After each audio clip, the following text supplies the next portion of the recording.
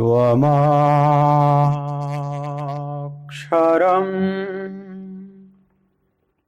परमं वेदितव्यम् त्वमस्य विश्वस्य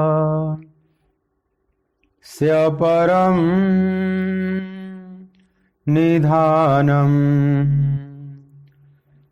त्वमव्ययः शाश्वत धर्मगोप्ता सनातनस्त्वं पुरुषो मतो मे वायुर्यमोऽग्निः वरुणः शशाङ्कः प्रजापतिस्त्वं प्रपितामहश्च नमो नमस्तेस्तु सहस्रकृत्वः पुनश्च भूयो हि नमो नमस्ते। बोलिए भक्तवत्सल भगवान की जय। कृष्ण गोविंद गोविंद हे गोपाल नंदलाल। कृष्ण गोविंद गोविंद हे गोपाल नंदलाल। कृष्ण गोविंद गोविंद हे गोपाल नंदलाल। कृष्ण गोविंद गोविंद हे गोपाल नंदलाल। कृष्ण गोविंद गोविंद हे गोपाल नंदलाल। कृष्ण गोविंद गोविंद हे गोपाल नंदलाल। हे गोपाल नंदलाल हे गोपाल नंदलाल। गोपाल नंदलाल हे गोपाल नंदलाल। हे गोपाल नंदलाल हे गोपाल नंदलाल। गोपाल नंदलाल हे गोपाल नंदलाल। कृष्ण गोविंद गोविंद हे गोपाल नंदलाल। कृष्ण गोविंद गोविंद हे गोपाल नंदलाल। कृष्ण गोविंद गोविंद हे गोपाल नंदलाल। कृष्ण गोविंद गोविंद हे गोपाल नंदलाल।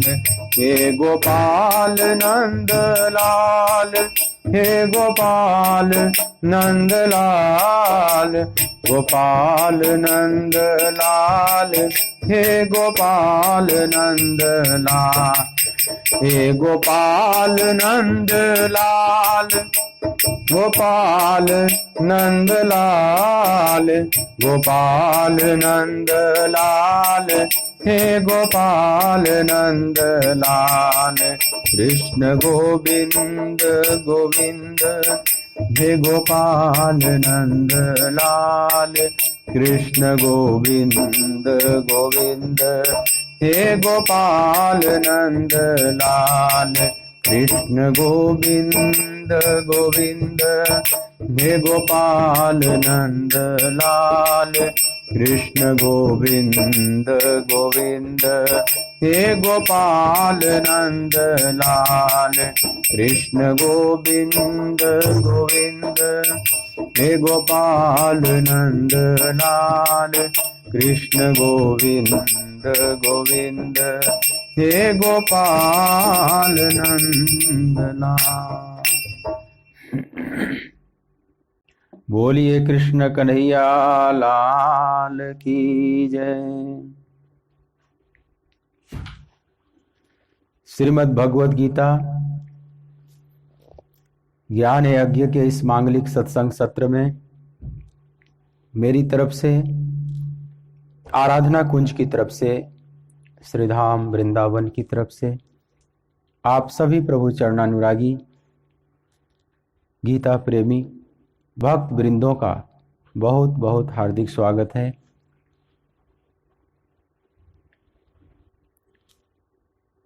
गीता के दूसरे अध्याय का 47वां श्लोक 47वें श्लोक का आप मेरे साथ सस्वर गायन करेंगे। जो जहाँ भी हैं अपने घर में, भगवान के सब महामंत्र हैं, भगवान की ये सीधी वाणी है, इसलिए एक महामंत्र के सदृश है, हर तरह से मंगल करने वाला है। आप उच्चारण की भी चिंता न करेंगे, भगवान भावग्राही हैं। चाहे जैसे टूटी फूटी भाषा में आप जो भी गायन कर सकें, आप खुलकर बोलिएगा। कर्मण्ये वाधिकारस्ते मा फलेषु कदाचन मा कर्म फलहेतुर्भू मा ते संगोस्त्वकर्मणि। कर्मण्ये वाधिकारस्ते मा फलेषु कदाचन मा कर्म फलहेतुर्भुः मा ते संगोस्त्वकर्मणि। इससे तेरा कर्म करने में ही अधिकार है, उसके फलों में कभी नहीं। इसलिए तू कर्मों के फल का हेतु मत हो तथा तेरी कर्म न करने में भी आसक्ति न हो।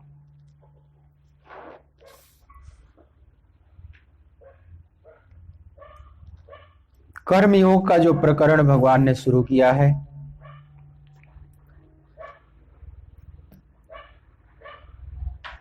उस प्रकरण को आगे बढ़ाते हुए अर्जुन को एक महत्वपूर्ण बात बता रहे हैं भगवान कि कर्म करने में ही तुम्हारा अधिकार हो, यह अधिकार है, उसके फलों में नहीं। कर्म योग किस तरह से संपादित हो, तुम संपादित कर सको,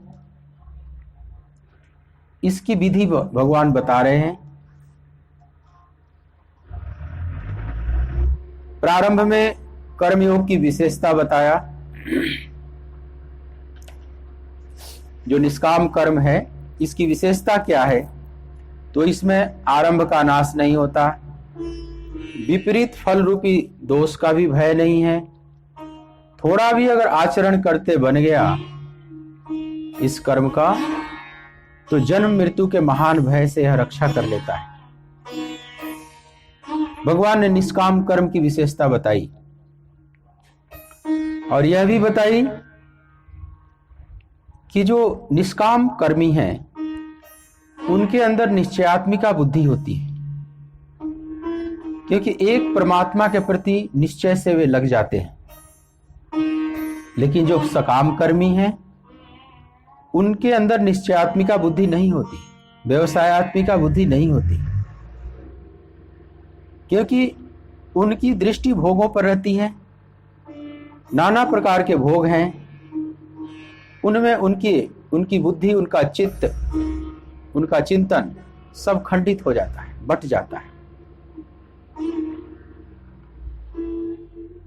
और वे भी शास्त्र का आधार लेकर, वेद शास्त्रों का प्रमाण देकर बड़े दिखावटी शोभायुक्त बाड़ी में दूसरों को भी बताते हैं कि देखो वेदों में भी लिखा हुआ है, और स्वर्ग इत्यादि को ही सबसे ऊंचा मानते हैं और उसके निमित्त नाना प्रकार के कर्मकांड इत्यादि भी बताते हैं लोगों को। लेकिन ये सब जन्म कर्म फल प्रदाम, यह जो कर्म है जन्म मृत्यु के चक्र में ही डालने वाले हैं। जो सकाम भाव से कर्म करते हैं उनकी कामनाओं के बदले में कुछ फल मिल जाता है, लेकिन वह फल शाश्वत नहीं होता, वह फल अमर का फल नहीं होता, वो विष का फल होता है, नश्वर का फल होता है। भोगने के बाद वो समाप्त हो जाने वाला है और पीछे जन्म कर्म फल प्रदान, जन्म जीवन और मृत्यु रूपी फल को प्रदान करके चला जाता है। तो अर्जुन, तुम उनमें आसक्त न हो। वेद शास्त्र जिधर इशारा करते हैं, जिसका प्रतिपादन करते हैं वो नहीं, जिसकी तरफ केवल इशारा करके चुप हो जाते हैं, उन इशारों को तुम देखो। तुम उस परम लक्ष्य को प्राप्त करो, त्रिगुणातीत हो जाओ, निस्त्रय गुण्यो भव अर्जुन। और जब तुम त्रिगुणातीत हो जाएगा, अपने फल को, अपने लक्ष्य को पा लेगा, तो तुम्हारे लिए भी ये वेद शास्त्र एक गवाही के तौर पर, प्रमाण के तौर पर रह जाएंगे। इन सब का तुम अतिक्रमण कर जाओगे। जिधर वे इशारा कर रहे हैं उस लक्ष्य को पा जाओगे। वहां अपनी दृष्टि उठाओ पार्थ, जहां वेद इशारा करते हैं। वेद जिसे विदित करने के लिए इशारा करते हैं, तुम वहां दृष्टि उठा। इतनी बातें भगवान निष्काम कर्म से संबंधित बताते हुए अब बताते हैं कि निष्काम कर्म को कैसे संपादित करो, उसको ठीक ठीक जीवन में उतारने का क्या ढंग है। इस 47वें श्लोक में उसकी पूरी विधि बताते हैं कि कोई निष्काम कर्मी है, क्या उसका प्रमाण है। या तुझे निष्काम कर्मी बनना है, कर्मयोगी बनना है, तो तुम्हें किस तरह से कर्म करना है। तो भगवान कहते हैं कि कर्मण्येवाधिकारस्ते, उसका कर्म करने में ही अधिकार है। मां फलेषु कदाचन, मां माने नहीं, फल में कभी भी नहीं। अब आप विचार करें कि जो हमारा अधिकार है वो तो केवल कर्म करने में है, फल हमारे अधिकार में नहीं आता। फल तो ईश्वरीय विधान है, वो ईश्वरीय विधान से अपने आप आएगा। वो हमारे चाहने और न चाहने के अधीन नहीं है। जैसे हमने कर्म किया, इतनी तो स्वतंत्रता है जीव की। वो चाहे तो करे, चाहे तो न करे, चाहे तो सकाम भाव से करे, चाहे तो निष्काम भाव से करे, चाहे तो फल की कामना लेकर करे या फल की बिना कामना किए कर्म करे, पर केवल करने में उसकी स्वतंत्रता है। कर्म फल को प्रकट करने की ताकत उसमें नहीं है। तो अधिकार क्या है और हमारा कर्तव्य क्या होना चाहिए। भगवान यहां अधिकार और कर्तव्य की तरफ इशारा कर रहे हैं। अर्जुन, तेरा अधिकार कहां तक है, तो कर्मण्येवाधिकारस्ते, कर्म करने में ही अधिकार है। हम अधिकार और कर्तव्य की बात करते हैं ना, ये हमारा कर्तव्य क्या होना चाहिए और हमारा अधिकार क्या होना चाहिए। हम अपने अधिकारों की मांग करते हैं, लोग धरना प्रदर्शन करते हैं। जैसे अभी किसान आंदोलन चल रहा है, तो किसान आंदोलन क्या है, अपने अधिकारों की मांग।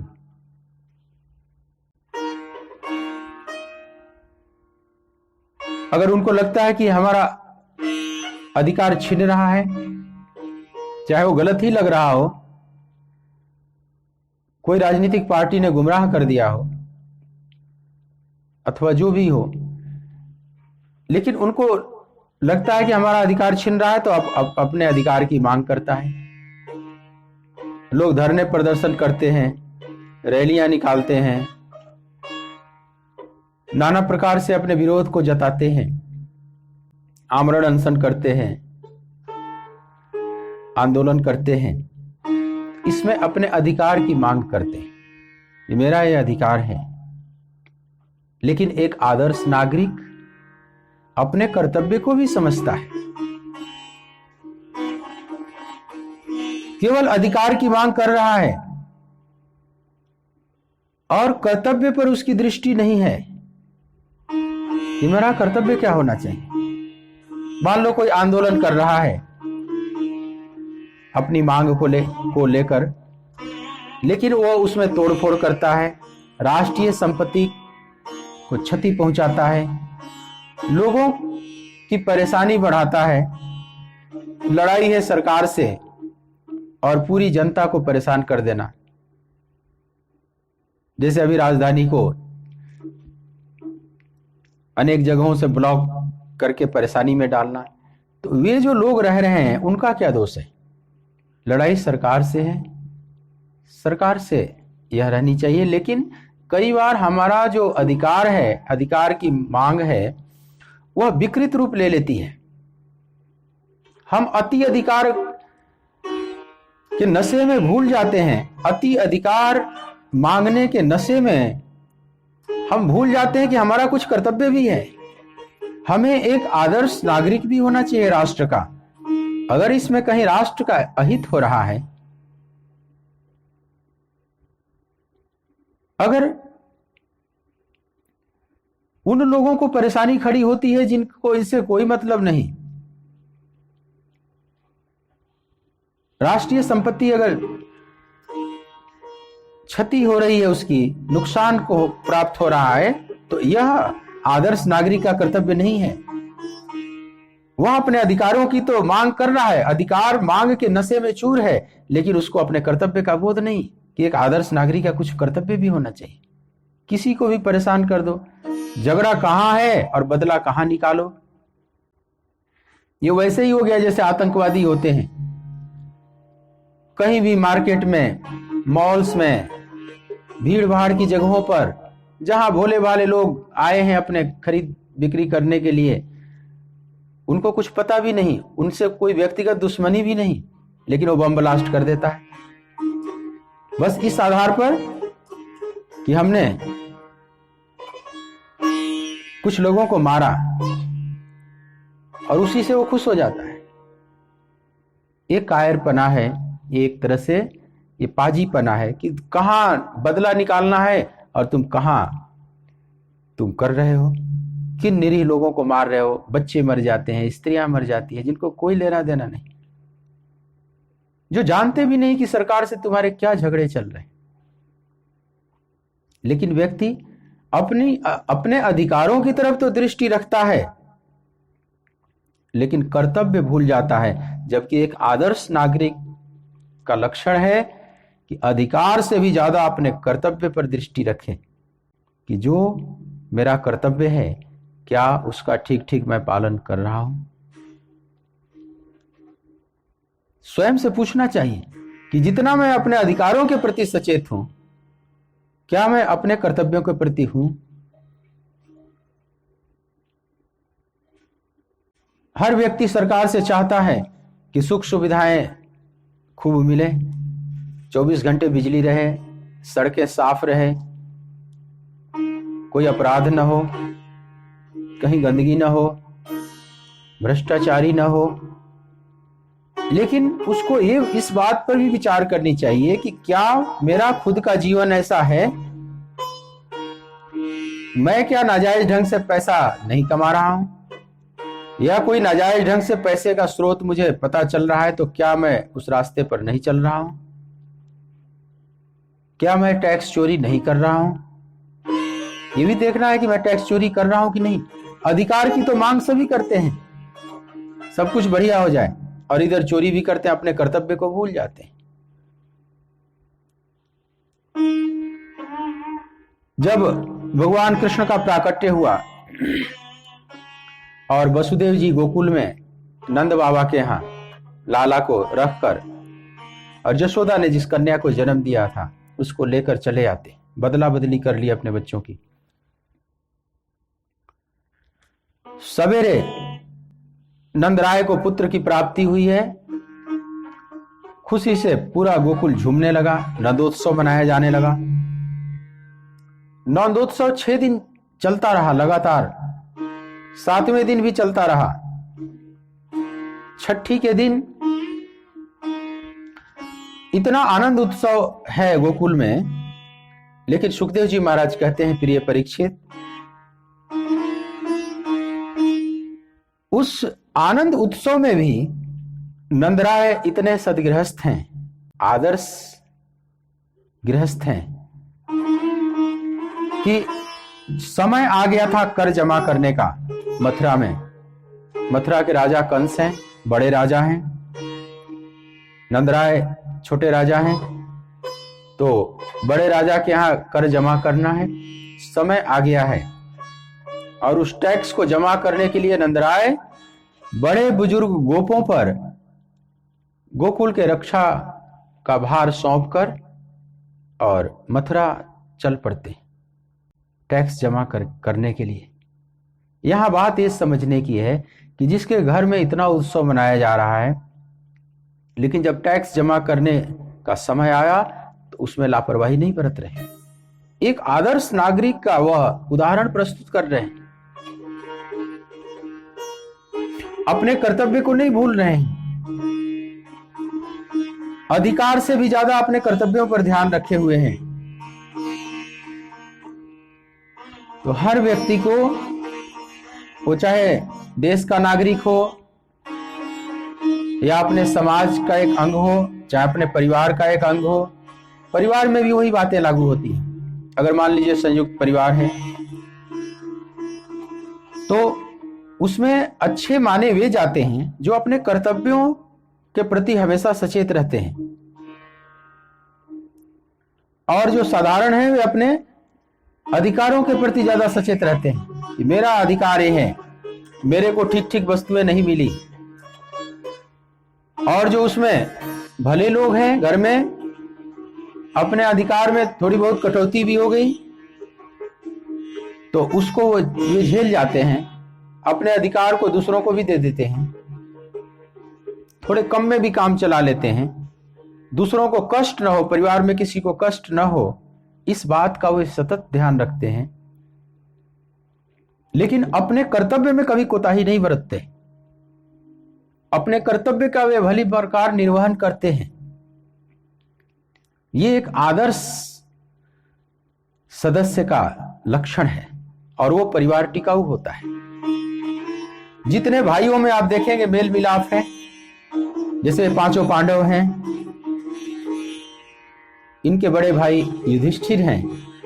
आप युधिष्ठिर का जीवन देखेंगे तो अपने अधिकारों के प्रति वे उतने सचेत नहीं हैं, लेकिन अपने कर्तव्य के प्रति पूरे सचेत हैं कि मेरा क्या कर्तव्य होना चाहिए। तभी तो इतनी एकता है भाइयों में। 5 भाई एक सूत्र में क्यों बंधे हुए हैं? जन्म से लेकर मरण तक ये सब साथ ही साथ रहेंगे। उसका कारण है कि प्रत्येक भाई अपने अधिकार की बात ही नहीं करते, अपने कर्तव्य पर जरूर दृष्टि रखते हैं। कर्तव्य का 16 आना पालन करें और अपना अधिकार दूसरों को भी देने के लिए तैयार हैं। भगवान राम में भी वही आप देखते हैं, 4 भाई हैं राम, लेकिन राम अपने कर्तव्य के प्रति सचेत हैं, अधिकार के प्रति नहीं। यहां तक कि जब उनको राज्याभिषेक की घोषणा की गई, उन्हें राजा बनाने के लिए उनके पिता ने बात रखी, तो भगवान राम ने कहा कि यह जो सूर्य वंश है बहुत आदर्शवादी वंश है, बड़े धर्मात्मा लोग इसमें हुए हैं, सब कुछ ठीक है, लेकिन एक कमी है। सूर्य में भी एक कलंक है, एक कमी है, और वो कमी ये है कि इसमें एक ही भाई को राजा क्यों, बड़े भाई को केवल राजा क्यों बनाया जाता है? हम चारों ही राजा बन जाते, या किसी भी भाई को चुन लिया जाता राजा के लिए। ये दोष है। मतलब उनकी उदारता, अब आप यहां विचार करें कि अपने अधिकार के प्रति जरा भी वे सचेत नहीं है, लेकिन अपने कर्तव्य के प्रति पूरा ही सचेत है। यही भरतलाल में है। भरतलाल अपने अधिकार के प्रति बिल्कुल शून्य हैं, लेकिन कर्तव्य के प्रति कितने जागरूक हैं कि अब मेरे बड़े भाई के लिए मेरा क्या कर्तव्य होना चाहिए। एक आदर्श भाई का, एक पूर्ण आदर्श भाई का भरतलाल ने उदाहरण प्रस्तुत किया। इसलिए भरत चरित्र इतने भाव से लोग पढ़ते हैं। उसमें यही दिखाया गया है। लखनलाल भी पूज्य है, राम के साथ लखन भी पूज्य है मंदिरों में, क्योंकि लखन को अपने अधिकार पर ध्यान ही नहीं, बिल्कुल अपने अधिकार के प्रति उनको जरा भी ध्यान नहीं कि मेरे को ये मिलना चाहिए, वो मिलना चाहिए, मेरा भी हक है अवध के राज्य में, मैं भी राजकुमार हूं, मैं भी दशरथ नंदन हूं, इधर जरा भी ध्यान नहीं है। लेकिन अपना कर्तव्य, भ्राताश्री के प्रति मेरा क्या कर्तव्य होना चाहिए, इसके प्रति लखन बिल्कुल सचेत है। इसलिए लखन बहुत प्रिय है। राम को कितने प्रिय हैं कि राम के साथ लखन की भी पूजा होने लगी। राम लखन सीता सहित हृदय बसहु सुरभु। यह जो आदर्श आप देखते हैं, जानकी का भी वही आदर्श है। जानकी जब आई अवध में तो अपने अधिकारों की बात नहीं कर रही। राम को वनवास मिला, जानकी को तो नहीं मिला था, लेकिन जानकी अपने कर्तव्य पर दृष्टि रखी हैं, अपने अधिकार की मांग ही नहीं कर रही। तापस भेष विशेष उदासी 14 बरस राम वनवासी। यह तो कैकेयी ने केवल राम के लिए मांगा था, राम वनवासी, नहीं कि लखन भी वनवासी और जानकी भी वनवासी, ये नहीं मांगा था। 14 बरस राम वनवासी। लेकिन आप देख रहे हैं कि ये साथ में सीता और लखन भी राम जैसे ही वनवासी भेष बनाकर उतने ही त्याग में ये भी चले गए। इन लोगों ने अपने कर्तव्यों की तरफ ध्यान नहीं दिया। मतलब जो भी आदर्शवादी हैं, जो धर्मात्मा लोग हैं, वे अपने कर्तव्य पर ध्यान देते हैं।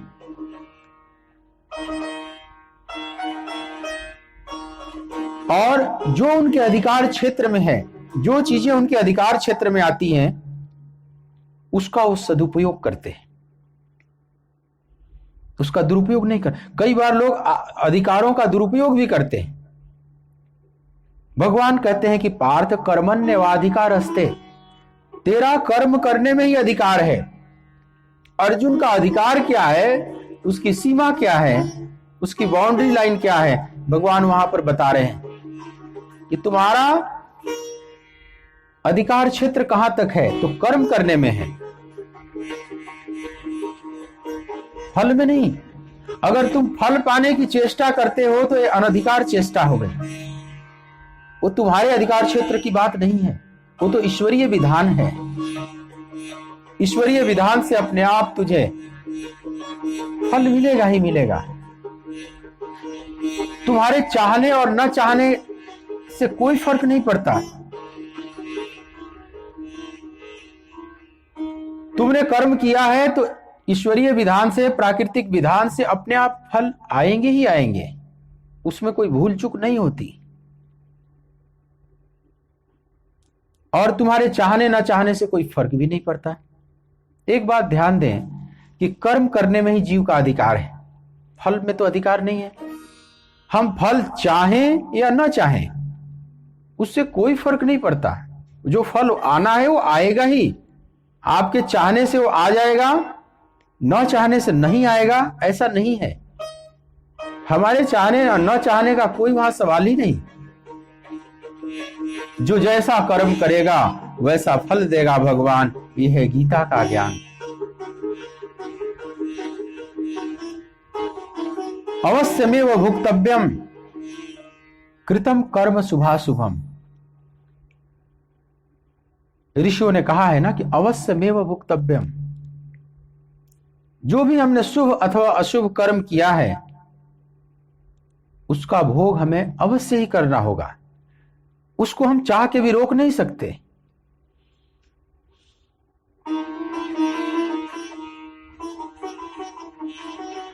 जैसे कोई पानी को गर्म करे और तापमान बढ़ता जा रहा है, 90 डिग्री चला गया, 95 डिग्री, 99 डिग्री, और जैसे ही 100 डिग्री पर चला गया, अब वहां से वाष्पीकृत होने लगता है जल।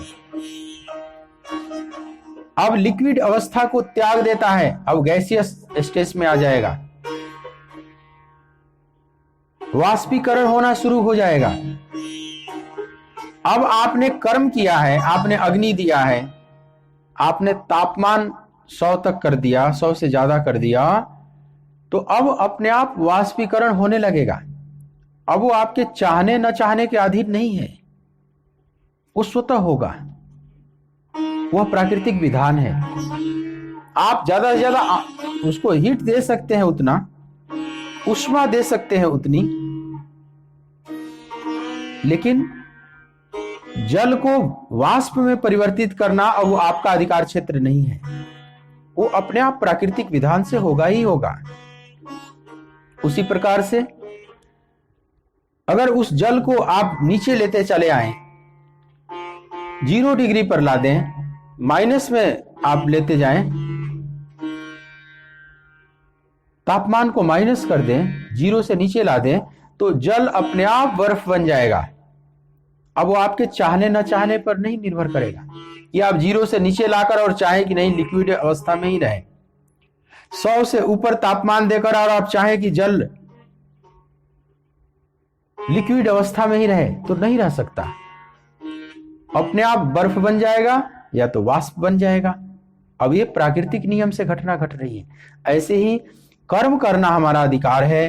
कर्म का जो फल है वो प्राकृतिक विधान से अपने आप मिलता है, वो हमारे अधिकार क्षेत्र की वस्तु नहीं है। तो जो हमारे अधिकार क्षेत्र की वस्तु नहीं है, उसके बारे में सोचना, बार बार आकांक्षा से भरना, बार बार उसको लेकर चिंतित होना, उसे पाने की बार बार चेष्टा करना, ये सब अनधिकार चेष्टा में आती है। तो यहां पर भगवान हमारे अधिकार की सीमा बता रहे हैं कि तुम्हारा अधिकार कहां। इस अधिकार से बाहर जाकर अगर कोई मांग करता है तो समझ लो अनधिकार है, उसकी चेष्टा अनधिकार चेष्टा है। जैसे कोई आंदोलन कर रहा है और कुछ मांग रहा है, तो अगर वो उसकी मांग ऐसी है जो उसके क्षेत्र की बात नहीं है, तो लोग उस पर हंसेंगे, न्यायालय भी, जज भी उस पर जजमेंट देगा कि ये तुम्हारे अधिकार क्षेत्र की बात नहीं है, आप अनधिकार की मांग कर रहे हैं। तो जो साधक हैं, जो निष्काम कर्मी हैं, कर्मयोगी हैं, उन्हें इस बात पर सतत ध्यान रखने की जरूरत है कि कर्म करें, कर्म करने में केवल उनका अधिकार है। मा फलेषु कदाचन, फल में कभी नहीं, कदाचन कभी भी नहीं, ये उसके क्षेत्र की वस्तु है ही नहीं। गीता के इस श्लोक को जब पूरी दुनिया के विचारकों ने पढ़ी, खासकर मनोवैज्ञानिकों ने जब पढ़ी, तो उन लोगों ने सोचा कि ये कैसी बात कर रहे हैं कृष्ण, कि तू कर्म करने में केवल रुचि रख, कर्म करने में ही तेरा अधिकार है, कर्म के फल में नहीं। फल की तू चिंता ही मत कर। मा फलेषु कदाचन।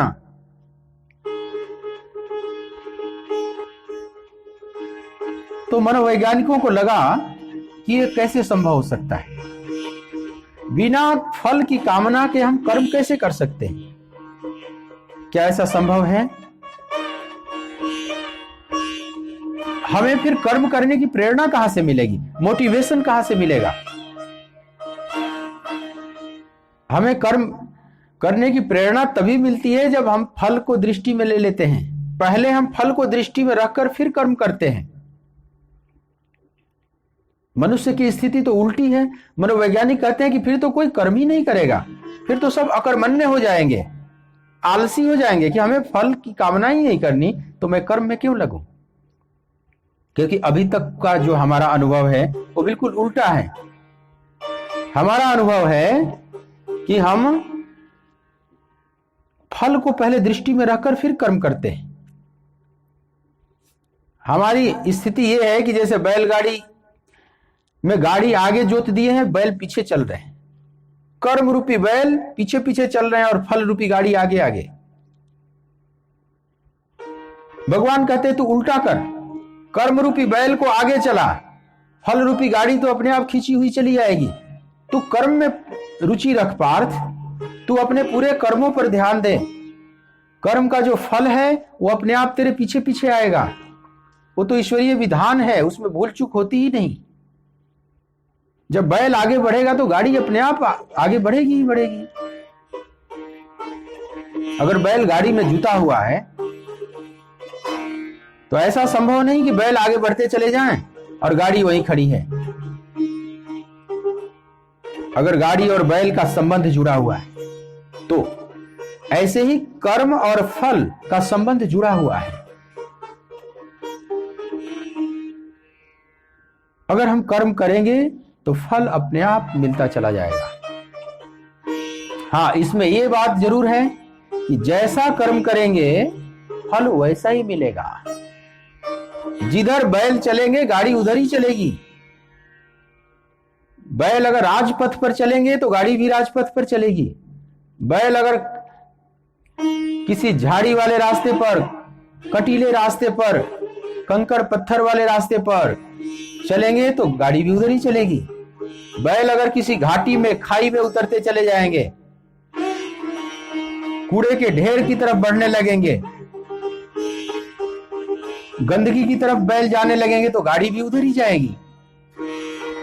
बैल चाहे कि नहीं हम तो चलें, हम तो इधर गंदे रास्ते पर चलें, लेकिन हमारी जो गाड़ी है वो तो बिल्कुल राजपथ पर ही चले, वो तो स्वच्छ सुंदर मार्ग पर ही चले। तो क्या ऐसा संभव है? ऐसा संभव नहीं है। कुछ ऐसा ही विधान है। हम जैसा कर्म करेंगे फल की गाड़ी अपने आप वैसी ही फॉलो करेगी। अब हम गंदे कर्म करें और चाहे कि सुंदर फल आवे तो ये संभव नहीं है। कृतम कर्म शुभाशुभम, शुभ कर्म करेंगे तो शुभ फल आएगा, अशुभ कर्म करेंगे तो अशुभ का फल आएगा। प्रकृति में कोई भूल चूक नहीं होती।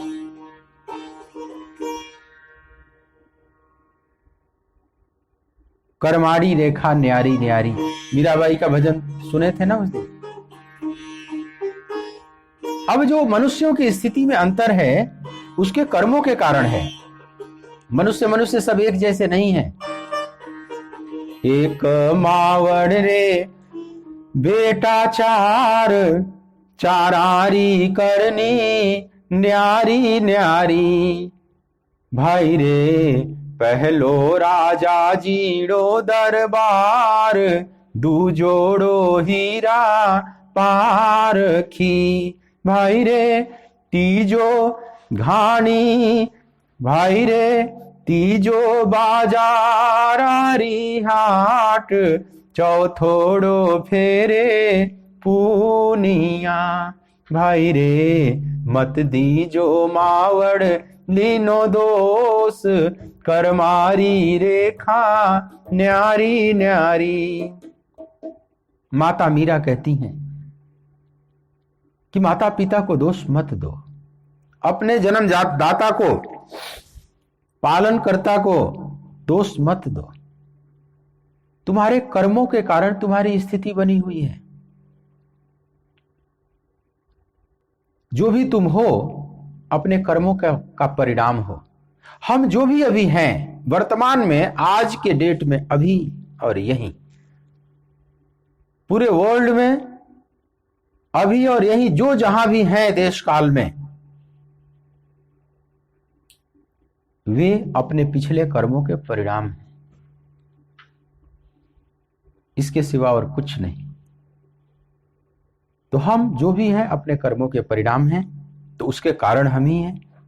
कर्म हमने किया है तो उसका कारण हम ही है ना। संचित कर्म, प्रारब्ध कर्म, क्रियमाण कर्म। कर्म भी 3 प्रकार के होते हैं।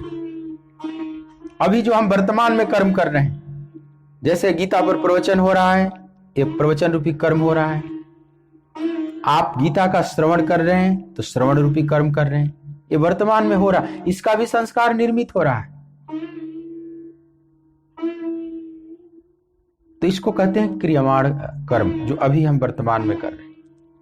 और जो पीछे हमने किया है वो है सब संचित कर्म। जन्मांतरों के कर्म जो अभी फल नहीं दिए हैं वो सब अभी संचित हैं। और इस जन्म में जो सामने आने वाले हैं उसमें से जितने, वो है प्रारब्ध कर्म। सारे इसी जन्म में, एक ही जन्म में आ जाते हैं ऐसा कोई जरूरी नहीं। जैसे आपके अकाउंट में 1 लाख रुपया है और आप किसी तीर्थ यात्रा पर जाना चाह रहे हैं, मान लो आप जगन्नाथपुरी जाना चाहते हैं, तो आप अपने एटीएम कार्ड से 10,000 रुपया निकाल लिए और एक यात्रा पूरी करके चले आए, लेकिन 90,000 तो अभी भी है आपके अकाउंट में, 90,000 सेव है। वो है संचित कर्म। माने 1 लाख कर्म है पूरा संचित कर्म, लेकिन एक यात्रा में, पूरी जीवन एक यात्रा है, जन्म से लेकर मृत्यु पर्यंत यह एक यात्रा पूरी कर लिया जीव। तो एक यात्रा में जितने उसमें से कर्म उसके सामने आएंगे वो प्रारब्ध कर्म कहलाता है। मतलब जो 10,000 आप एटीएम से निकालकर अपनी जेब में ले गए और खर्च किए, वो है प्रारब्ध कर्म। उसी को भाग्य, डेस्टिनी, नियति इत्यादि कहकर संबोधित किया जाता है। कोई भविष्यवाणी भी कर देता है तो उसी प्रारब्ध कर्म के विषय में, आपके संचित कर्म के विषय में वो भविष्यवाणी नहीं कर सकता। सामान्य ज्योतिषी तो नहीं कर सकता, उसके लिए तो कोई संत सदगुरु महापुरुष चाहिए, जिनकी दृष्टि प्रकृति के गहरे में घुसकर देख लेती है, जिनकी दृष्टि एकदम एक्सरे वाली हो गई है। जैसे एक्स किरणें हड्डी का चित्र निकाल कर ला देती है, भीतर झांक कर देख लेती है। उन महापुरुषों की दृष्टि में वह संचित कर्म भी दिखाई पड़ जाता है कि इसकी कहां कितना संचित कर्म है, कहां कहां इसकी रुकावट है, कहां कहां ग्रंथि फंसी हुई है। वे परम ज्योतिष हैं। लेकिन सामान्य ज्योतिष ज्यादा से ज्यादा इस जन्म में जो प्रारब्ध कर्म है, थोड़ी बहुत उसकी टूटी फूटी घोषणा की जा सकती है। लेकिन प्रारब्ध कर्म भी बदला जा सकता है साधना के द्वारा। जिस मार्ग की बात भगवान कर रहे हैं, कर्मण्यवाधिकारस्ते मा फलेषु कदाचन मा कर्म फल हेतुर्भुः मातो संगोस्त्व कर्मणि, कि कर्म करने में ही अधिकार हो, फल में कभी नहीं। और कर्म फल की इच्छा वाला भी ना हो और कर्म ना करने में तेरी आसक्ति भी ना हो, माने अकर्मण्यता भी तेरे अंदर ना आवे कि जब मुझे फल ही नहीं चाहिए तो मैं कर्म भी क्यों करूं। ऐसी भावना भी नहीं आनी चाहिए। कर्म पूरी शक्ति से करना है, केवल फल की आकांक्षा से रहित होकर। तो इस रास्ते से जो चलता है वो अपने संचित कर्म को भी ध्वस्त कर देता है। प्रारब्ध कर्म भोग के समाप्त हो जाते हैं, सुख दुख देकर समाप्त हो जाते हैं, और जो संचित कर्म है वो ज्ञान प्राप्त होने के बाद समाप्त हो जाते हैं, जिसको महर्षि पतंजलि कर्माशय कहते हैं। कर्मों की गठरी, जैसे जलाशय, जहां जल इकट्ठा रहता है उसको आप जलाशय कहते हैं, जहां भोजन इकट्ठा होता है पेट में उसको अमाशय कहते हैं। ऐसे ही कर्माशय, जहां जन्मांतरों का कर्म संस्कार इकट्ठा है, तो वह संचित कर्म कैसे नष्ट होगा? तो ज्ञान से। बिना ज्ञान के वो नष्ट नहीं हो सकता। जिस दिन बोध हो जाता है महापुरुष को, उस दिन उनका सब संचित कर्म समाप्त हो जाता है। और जो थोड़ा बहुत प्रारब्ध कर्म बचा हुआ है तो वे भी जिंदा रहते हैं, उनके जीवन में भी सुख दुख आते हैं, तो वे सुख और दुख देकर वे समाप्त हो जाते हैं। और क्रियमाण कर्म, उनका जो वर्तमान में कर्म कर रहे हैं, वे संस्कार नहीं बनाते, क्योंकि अब उनमें कर्तृत्व और भोक्तृत्व नहीं है। न उनमें कुछ भोगने की इच्छा है, न उनमें कोई कर्तापन है, न कोई कामना है, न कोई कर्तापन है। तो फिर संस्कार निर्मित नहीं होंगे। जब भी संस्कार निर्मित होते हैं चित्त पर, तो भोक्तृत्व और कर्तृत्व के कारण ये उन महापुरुषों में अब नहीं रह जाता, इसलिए वे अपना अप्रभाव नहीं डालते, मतलब वे कर्मों के जाल से बाहर निकल जाते हैं। मनुष्य जरूर कर्मों में उलझा हुआ है, कर्मों के जाल में उलझा हुआ है, कर्म ही बंधन के कारण है। लेकिन भगवान कहते हैं कि तू कर्म से ही कर्म के बंधन को तोड़कर बाहर निकल जाएगा। लेकिन कौन से कर्म कर्म के बंधन को तोड़ता है? कौन सा कर्म हमें इस फंदे से बाहर निकालता है? तो इस विधि से, यह जो कर्म योग कहलाता है, इस विधि से कर्मों के जाल को हम तोड़ सकते हैं, क्योंकि कर्म ही हमें बांधे हुए इस संसार में। अगर कर्म का बंधन न हो तो हम मुक्त हो जाएं। माया इसी कर्म के फंदे से हमें बांधे हुए हैं, इसी डोरी से हमें इस संसार में बांधे हुए। हम नहीं तो नित्य शुद्ध बुद्ध, हम तो आत्मा हैं। ममई वांसो जीव लोके जीव भूतः सनातन, हम तो सनातन अंश है उस परमात्मा के। तो किसने बांध रखा है? जैसे कोई गुब्बारा है जिसमें हाइड्रोजन भरा रहता है, हाइड्रोजन गैस, वो गुब्बारे ऊपर की तरफ तने रहते हैं, वे आकाश की तरफ भागना चाहते हैं। लेकिन जो गुब्बारा बेचने वाला है, एक धागे से गुब्बारे को बांधे रहता है। ऐसे ही जो हमारी आत्मा है, वो तो परमात्मा से मिलने के लिए व्याकुल है, आतुर है। फिर कौन बांधे हुए इस आवागमन के चक्र में, इस संसार में, इस दुखालयम अशाश्वतम संसार चक्र में हमें कौन बांधे हुए? तो हमारा ही कर्म, कर्म के धागे से हम बंधे हुए हैं।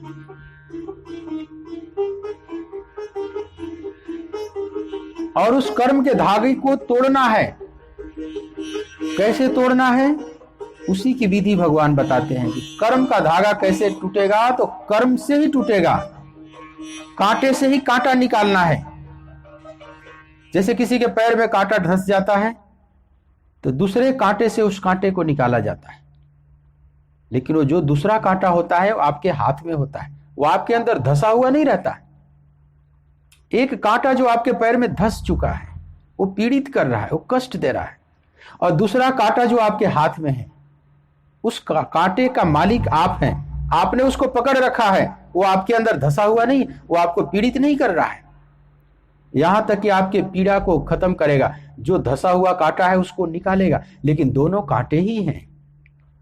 तो कर्म का कांटा हर मनुष्य में धंसा हुआ है, और दूसरे कर्म के कांटे से ही उस कांटे को निकालना है। तो दूसरा कांटा कैसा होना चाहिए, उसी की बात यहां भगवान कह रहे हैं। उसी कांटे का नाम है कर्मयोग, उसी कांटे का नाम है निष्काम कर्म।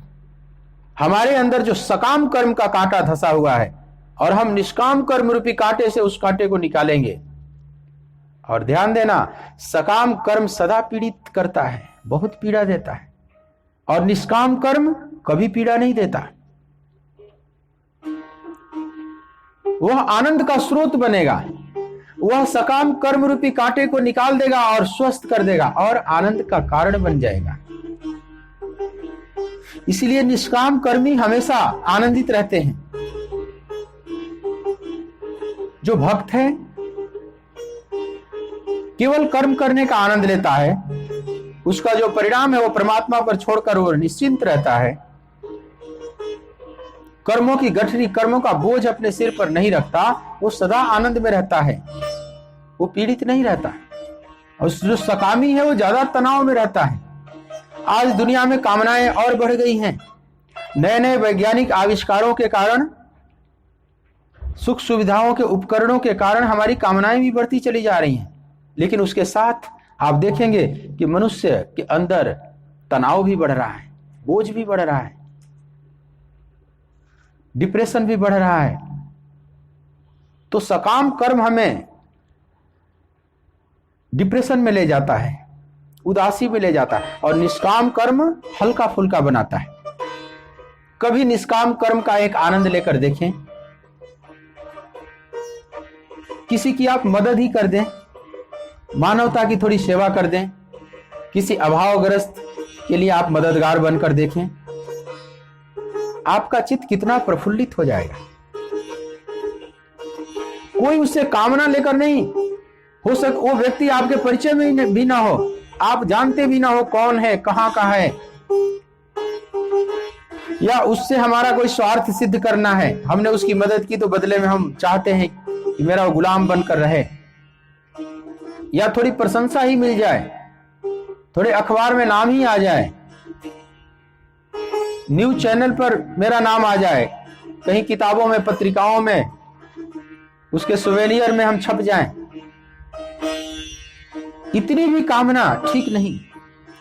जैसे बहुत से ट्रस्ट बना लेते हैं और थोड़ी बहुत जो सेवा करते हैं उसके बहुत फोटो खिंचवाते हैं, और जो वार्षिक अपना सुवेनियर प्रकाशित करते हैं उसमें कुल फोटो देखोगे, मार फोटो ही फोटो।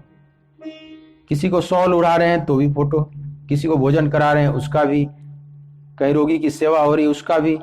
अब यह कर्म तो कर रहा है व्यक्ति, देखने में तो लग रहा है कि निष्काम भाव से कर्म कर रहा है, मानवता की सेवा कर रहा है, समाज सेवा कर रहा है, लेकिन फिर भीतर कर्तृत्व का भाव छुपा हुआ है।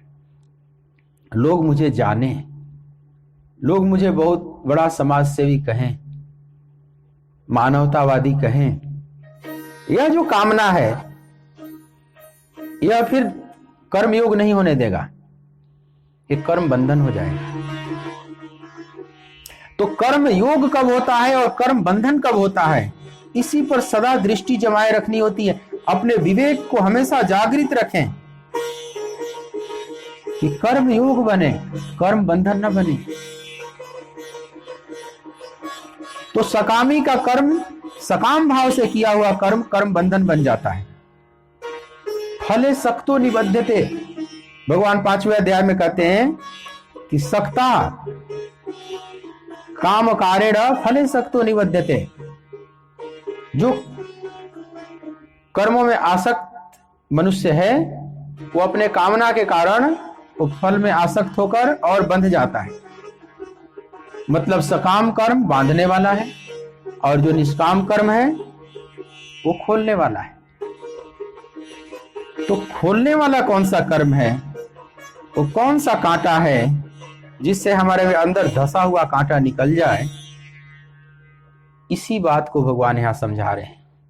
माने कर्म करें तो कैसे करें। योगः कर्म सुकौशलम, कर्म की कुशलता ही योग है। कुशलता पूर्वक अपने कर्म को संपादित कर देना ही योग है। बस उसमें कर्तापन का भाव हटा दें, कामना, फल की कामना का भाव हटा दें, तो शुद्ध कर्म बच जाएगा। शुद्ध कर्म हमें मुक्त करता है। जैसे शुद्ध सोना है, उसमें अशुद्धि नहीं है, तो उसका आप स्वर्ण भस्म बना लें, बहुत सी चीजें बना सकते हैं सोने का। लेकिन अगर आपको दिखाने में रस आ गया, लोगों को प्रदर्शन करने में रस आ गया, कुछ अपने को कि मैं कुछ हूं, अहंकार रस लेना चाहे, तो अब उस सोने का आप आभूषण बनाएंगे। तो आभूषण बनाने के लिए उसमें आप अशुद्धि मिलाएंगे, नाना प्रकार की अशुद्धि मिलाकर और आभूषण तैयार करेंगे। अब उसमें अशुद्धि मिलाते गए लोगों को दिखाने के लिए।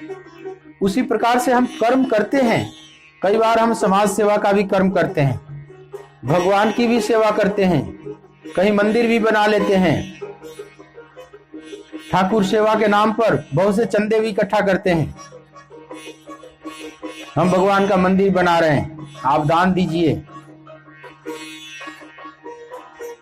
ठाकुर जी को भोग लगाना है, ठाकुर जी के लिए एक करना है, फूल बंगला बनाना है, ठाकुर जी के लिए 56 भोग लगाना है। कर्मयोग का ये भी भाग है ना। जो भगवान का विग्रह बनाकर पूजा करते हैं वो कर्म, इस निष्काम कर्म का ही वो भक्ति योग वाला मार्ग है। और जो मानवता को केंद्र में रखकर मानवता की सेवा में लगे रहते हैं, वो निष्काम कर्म का ही कर्म योग वाला विभाग है। तो दोनों में ही सावधान रहना है। भक्त भी चूक जाते हैं कई बार, वो भगवान के नाम पर दुनिया को ठगना शुरू कर देते हैं। आप तीर्थों में देखते हो, दुनिया भर की मूर्तियां बना के रख लेते हैं। आप गोवर्धन जाओगे परिक्रमा में, मूर्तियों का अंबार लगा हुआ है। 20 साल पहले आप देखोगे कम मूर्तियां थी, आज मूर्तियां ज्यादा हैं। 20 साल बाद जाओगे तो और भी मूर्तियां बढ़ गई हैं। उसी गिरिराज की शिला को लेकर वहां पर रख देते हैं, एक मंदिर बना देंगे। अब पूरा ही गिरिराज एक शिला है, पूरा गिरिराज ही पूज्य है। अब उसका एक शिला लेकर फिर वहीं पर मंदिर बनाने की क्या जरूरत है? लेकिन ये सब दुकानदारी है। 100 साल पहले, 200 साल पहले इतने मंदिर नहीं थे। आप परिक्रमा मार्ग में जाओगे तब गिरिराज कम दिखते हैं, मंदिर ज्यादा दिखते हैं। उन्हीं के शिलाओं को ले लेकर उसी पहाड़ में से एक शिला ले लिए और वहां एक मंदिर बना। अरे अब मंदिर क्यों बना रहे हो भाई? खुले प्राकृतिक गिरिराज को तो रहने दो।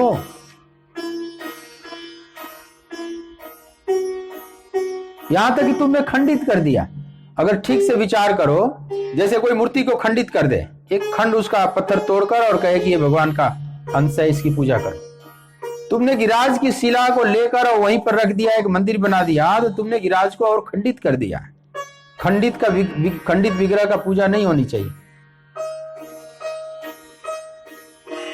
वैसे तो कहते हो कि शास्त्रों में लिखा हुआ है कि खंडित विग्रह की पूजा नहीं होनी चाहिए, और तुम उसी गिरिराज, ये क्या है? ये दुकानदारी, एक दुकानदार जैसे दुकानदारी करता है।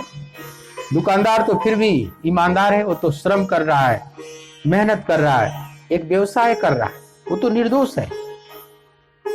दुकानदारी में कोई दोष नहीं है, वो तो जीव को पार्जन का एक माध्यम है, वो तो होना ही चाहिए।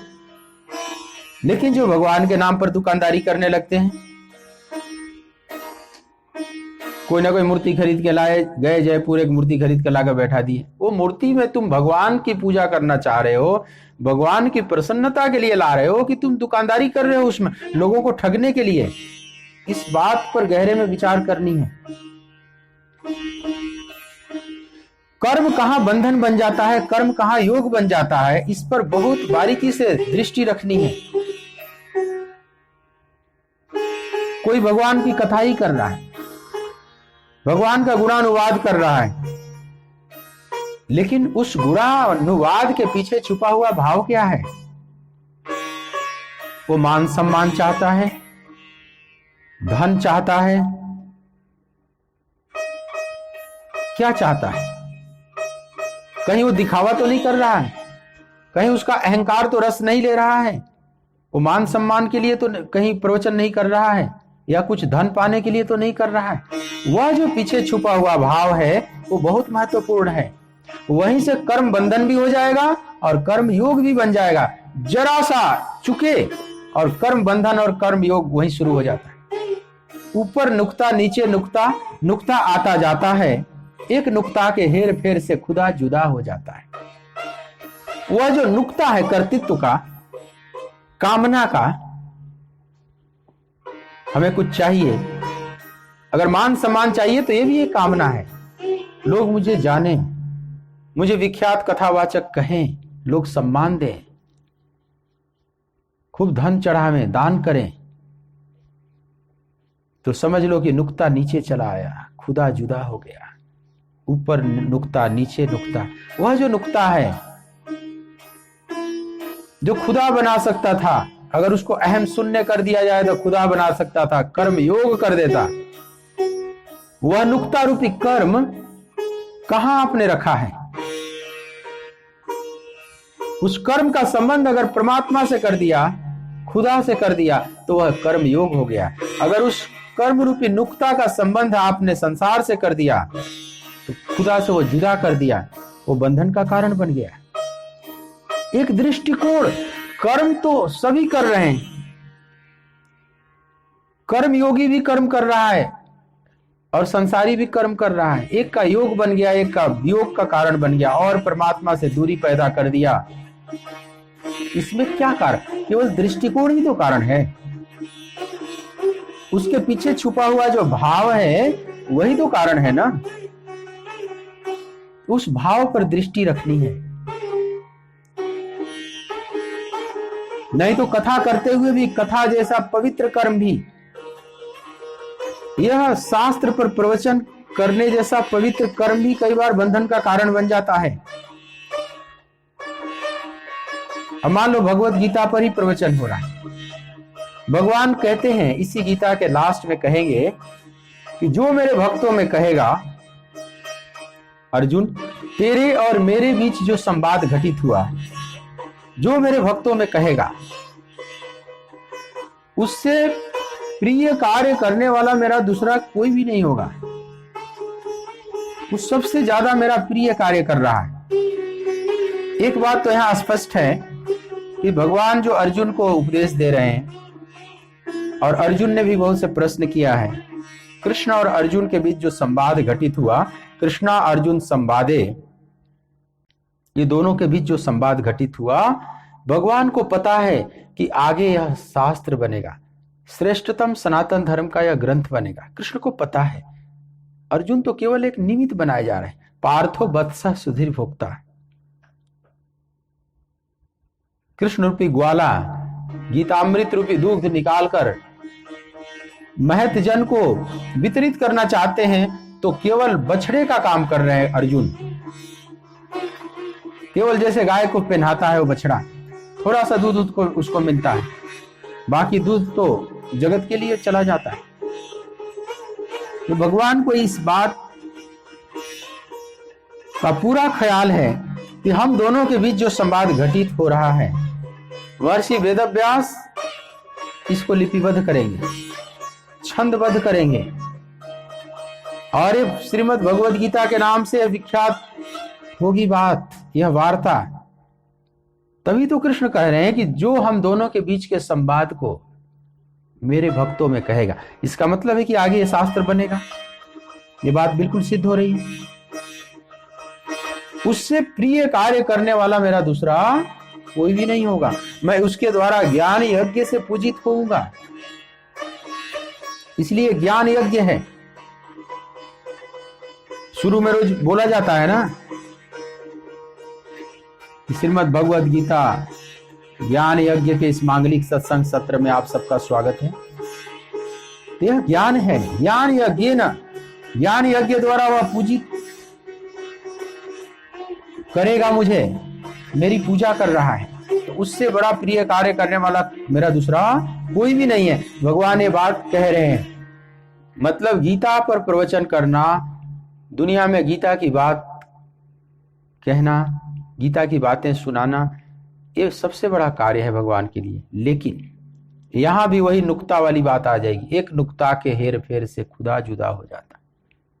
अब गीता या भागवत या कोई भी ग्रंथ, रामायण, इतनी सारी कथाएं जो होती हैं, उसके पीछे छुपा हुआ उद्देश्य क्या है?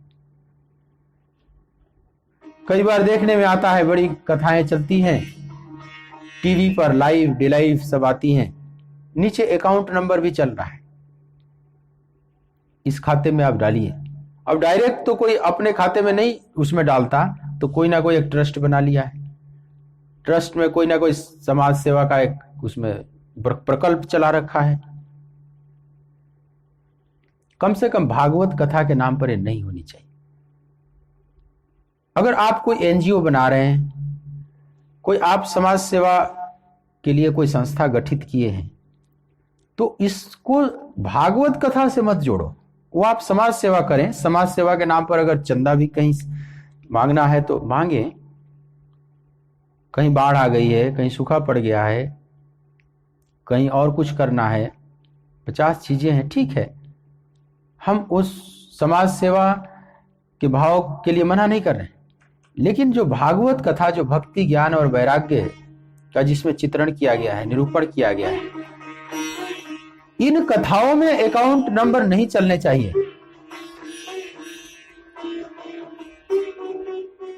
लेकिन इसके नाम पर भी ये सब गेम चलता है, ये अच्छी चीज नहीं है। ये भक्ति, ज्ञान और वैराग्य को जर्जर करने जैसा है। जैसे गुर्जरे जीर्णताम गता, भक्ति माता कहती है ना कि मैं गुजरात में जब आई तो बूढ़ी हो गई, ज्ञान वैराग्य मूर्छित हो गए। उसका कारण यही है कि गुजर बसर करने लगा, कथा के नाम पर वह गुजर बसर करने लगा, कथा को व्यवसाय का रूप दे दिया। कई ऐसे कथावाचक कहते हैं कि आजकल कोरोना में कथा नहीं चल रही है, मेरा सब ठप हो गया। अब बताओ, उस कथावाचक को किसने बताया था कि तुम्हें अपनी गृहस्थी चलाने के लिए कथा करो? जहां भक्ति, ज्ञान और वैराग्य की बातें की गई हैं भागवतम में, क्या उसमें कभी कहा गया है, ये बात बताई गई है कि तुम अपनी गृहस्थी पालने के लिए तुम कथावाचक बन जाओ? उसमें तो वक्ता का लक्षण बताया गया है कि विरक्तो वैष्णवो विप्रो वेद शास्त्र विशुद्धिकृत दृष्टांत कुशलो धीरो वक्ता कार्योपि अति निष्प्रिय। उसमें अनेक लक्षण बताए गए। उसमें लास्ट में कहते हैं कि वक्ता कार्यो अति निष्प्रिय, वो संसार के कार्यों से निष्प्रिय हो, उसकी कोई स्प्रिया ना हो, लगाव ना हो। वो कथा क्यों कर रहा है? तो भगवत प्रीत्यर्थ, भगवान की प्रसन्नता के लिए। आत्मनो मोक्षार्थ जगत हिताय च, अपने कल्याण के लिए और जगत मंगल के लिए, दोनों तरफ उसके तीर चल रहे हैं। एक तीर अपनी तरफ, अपने आनंद के लिए, अपने कल्याण के लिए, और जगत के हित के लिए भी। और इसके अलावा कोई कारण है, अगर कोई सांसारिक कारण है, अपनी गृहस्थी को चलाने के लिए कर रहा है, तो गलत रास्ते का चुनाव कर लिया है। कृपा करके इस मार्ग पर उसको नहीं आना चाहिए। ये तो बहुत सुंदरतम मार्ग है। जैसे सुंदर मार्ग को भी तुमने गंदा कर दिया। जैसे कोई सुंदर हिल स्टेशन पर जाता है, वहां आनंदित होता है, अपने परिवार के साथ जाता है, बीवी बच्चों के साथ जाता है, उस सुंदर पवित्र दृश्यों को देखता है, वहां समय व्यतीत करता है, लेकिन वहीं पर खाता पीता है, वहीं पर कुल अपना डिस्पोजल, भोजन, गंदगी, पॉलीथीन, सिगरेट के पैकेट, टुकड़े, शराब की बोतलें, सब वहीं छोड़कर चला आता है। उस प्राकृतिक दृश्यों का आनंद लिया, उस स्वच्छता का, उस पवित्रता का आनंद लिया, उस पवित्रता ने उसको आनंदित किया, उसको देखकर आह वाह वाह किया। जिस प्रकृति ने तुझे इतना आनंद दिया, तुझे एक विश्राम दिया, एक रिफ्रेशमेंट दिया, क्या उसके लिए आपका कोई कर्तव्य नहीं बनता? आप उसको और गंदा कर देंगे, आप डिस्पोजल फेंक कर चले आएंगे, शराब की बोतलें वहां पर फेंक कर चले आएंगे। उसी तरह से भगवत पथ जो है बड़ा पवित्र है। ये जो भगवान की कथाएं हैं, भगवान के जो शास्त्र हैं, ये बड़े पवित्रतम हैं दुनिया के। इन शास्त्रों को स्वयं पढ़ें अपनी साधना ठीक करने के लिए। अगर दूसरों को भी कुछ बताने का भाव हो, करुणा जगे, तो उसके साथ शेयर भी करें, लेकिन उसमें दो भाव हो, आत्मनो मोक्षार्थ जगत हिताय च, इसमें मेरा भी मंगल हो और सबका मंगल हो। तेरा मंगल तेरा मंगल सबका मंगल हो रे, तेरा मंगल मेरा मंगल सबका मंगल हो रे। ऐसा भाव, सर्वे भवन्तु सुखिनः, सर्वे सन्तु निरामयाः, सर्वे भद्राणि पश्यन्तु मा कश्चित् दुःखभाग्। अगर इस भाव से भावित होकर, आप्लावित होकर आप प्रवचन करते हैं, भगवत गुणानुवाद करते हैं, तो यह योग बन जाएगा, यह परमात्मा से जोड़ने का माध्यम बन जाएगा।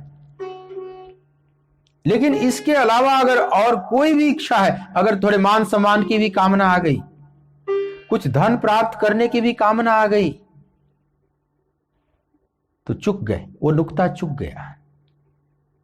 तो जितना उच्च पथ है उस पर खतरे ज्यादा हैं। यह जो प्रवचन है, भगवत गीता जैसे ग्रंथ पर प्रवचन है, यह बहुत श्रेष्ठतम, यह मार्ग है, श्रेष्ठतम कर्म है, लेकिन इस पर खतरे भी ज्यादा हैं।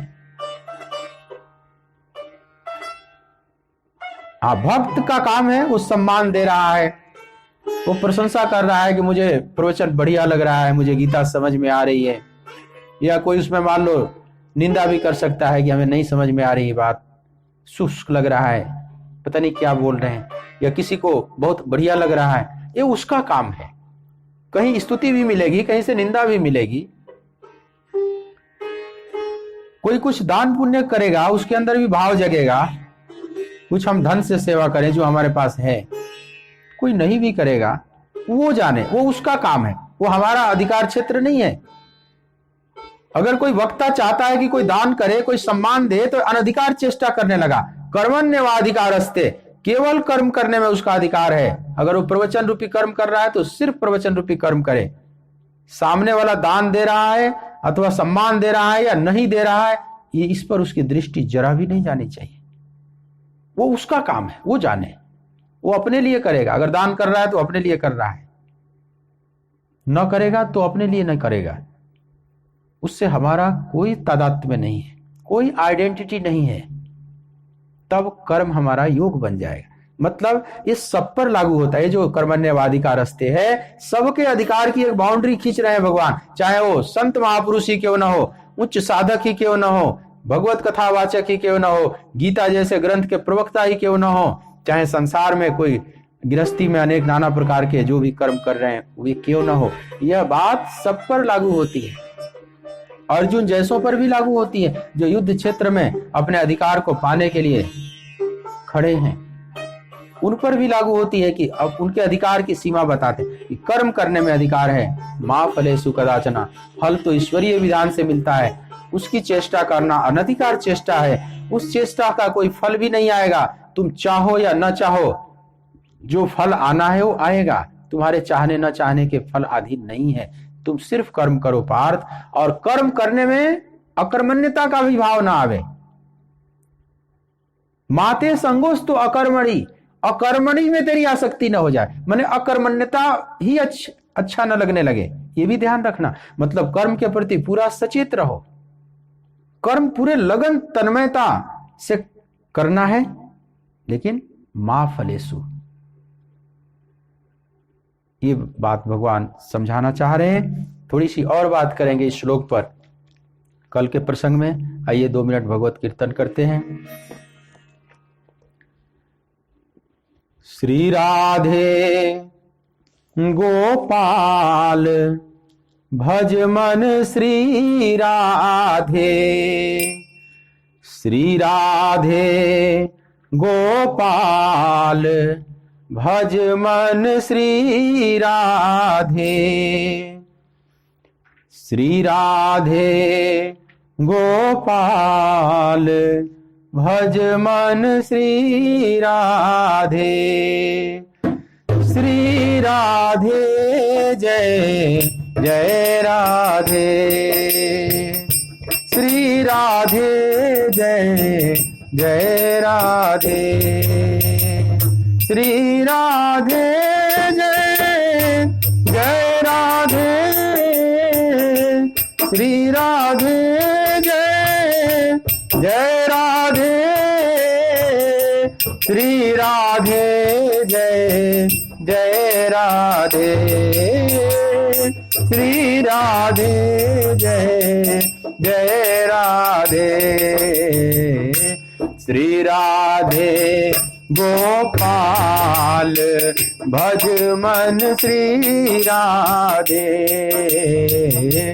श्री राधे गोपाल भज मन श्री राधे, श्री राधे जय जय राधे, श्री राधे जय जय राधे, श्री राधे गोपाल भज मन श्री राधे, श्री राधे गोपाल भज मन श्री राधे, श्री राधे गोपाल भज मन श्री राधे। बोलिए भक्त वत्सल भगवान की जय। सच्चिदानंद भगवान की जय। ओम